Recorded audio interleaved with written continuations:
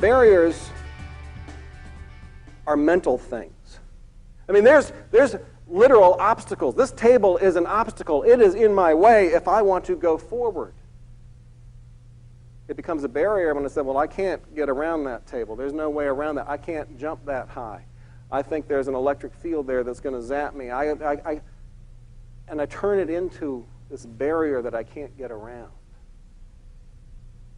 Some of you, the change situation that I asked you to focus on, you're stuck because you've turned it into a barrier. You're saying, there's nothing I can do. I've exhausted my opportunities. I want to show you how to get over that barrier. And you know who taught me this one? This one was taught to me in a rather unusual way as well. I told you, I'm just passing on what people have taught me. This little guy taught me this one. This is one of my kids. His name is Carson. Carson taught me. Carson comes to me, he's 6 years old. He goes, Dad, I want to play ice hockey. Now, kid's never been on ice skates. He's never seen a hockey game. You know, yesterday he wanted to be a fireman. I said, that's great, son. Wonderful. Comes back the next day, Dad, I want to play ice hockey. The kid asked twice. You really want to play ice hockey, huh? I said, all right, I'll try to find an ice hockey program. So I looked around. There was no ice hockey program. It didn't surprise me. I come back to him. I say, son, we live in North Carolina. There is no ice hockey, okay? Little 6-year-old kid. He's looking up at me. He did not allow that obstacle to become a barrier. He looks up at me and says, let's move to Michigan.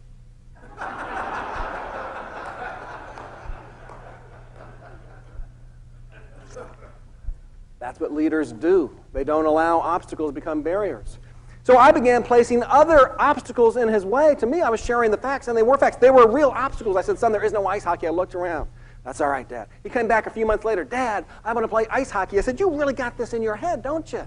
You can't remember your last name, but you remember you want to play ice hockey. I said, son, all right, I'll tell you what. I found roller hockey. It's just like ice hockey, just a little bit different. I want to play ice hockey, Dad. He's got this dream. He's been watching the Mighty Duck movies. He wants to be an ice hockey player. I place obstacles. He does not allow them to become barriers. That's okay, Dad. Keep looking. Keep looking, Dad. He doesn't give up because his dream is bigger than any obstacle I can place in his way. 2 years go by. 2 years. I look in the paper, youth ice hockey signups. I go to him and say, Carson, you still want to play ice hockey? Yeah. So I go and I sign him up, and we go to buy all the equipment, and I realize I made a big mistake. Expensive sport, this ice hockey thing, because I knew nothing about ice hockey. I knew nothing about ice hockey. He knew nothing. I bought skates 2 sizes too big. We go to his first practice. He's still never even worn ice skates. I'm trying to get him dressed. It takes us an hour just to get him dressed. And then I'm looking around the room, all these little 8-year-old kids lacing up their skates, putting on their pads, and I'm like, hey, kid, where are you from? He goes, Canada. And I'm like, yeah. I am the worst father in the world. It was a big 21,000-seat stadium. My kid's going to go out there on the ice, and he's going to fall flat on his face. All the kids are going to laugh at him, and I allowed him into this situation. I am a crummy dad. But it's too late now. I mean, I can't pull him off now. So I went, and I waited for the disaster to happen. And the kids are lined up, and they're going to go out on the ice, and he's waiting his turn to go on the ice, and I'm like, oh, man. And I peek, and he steps on the ice, and I wait for the laughter. There's no laughter. So I look. He's skating down the ice. How's he doing that? Well, he's coming to a turn. I mean, he's never been on ice skates. He's not going to be able to. Oh, there he goes. There he goes around the next turn. Next thing I know, he's done a lap. Next thing I know, he's done 2 laps. Then the coach blows the whistle. Okay, time for drills. I say, oh, this ought to be good time for drills. I mean, the kid has no clue what an ice hockey drill is. Kids get in a line. He goes get in a line. They hit the puck. He hits the puck. He's doing drills. Guy next to me says, you got a boy out there? And I said, I sure do. That's my boy right over there. Yeah, that boy, yeah. That's him, all right. How long has he been playing hockey? 5 minutes. And Carson You know what Carson became? You see, he had that dream for 2 years, from 6 to 8, and you know what it became? Reality. He became an ice hockey player, not because of Dad. Dad just kept showing him all the obstacles to his dream. He kept saying, no problem, Dad. Hang in there. That's leadership. That's what leaders do. Now, some of you are facing this right now in your lives. The rubble is overwhelming. The reduction in force at work, and you don't have enough people, and you're working 12 and 14 hours, and you're still not getting the work done, or you've got some personal thing like I'm sharing, and I'm telling you, there's a ring in there.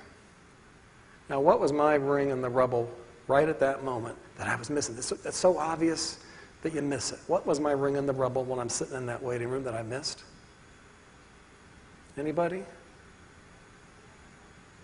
I had a child, my first child, and he was down the hall fighting for his life, and he needed his dad, and I always wanted to be a dad, and I am a dad, but I'm missing that ring because I'm so focused on the rubble around it. Don't do the what if. Don't do the if only. What do you want to do if you don't do those? Well, I want to go love my boy, so that's what I did. Did the fear go away? Did the anger go away? Did the upset go away? No. But it was like the rubble cleared away, the ring became clear, and my love for my boy filled me up. And that ring of love became much bigger than any rubble of fear or anger. And it got me through some very tough times. It got me and Peggy through all of that because I stayed focused on the ring. I said, God, if you let me have this child, I will love him to the best of my ability. And that's what I'm going to focus on. And today he's got a hockey game tonight, and I'm trying to get home to it. Yeah.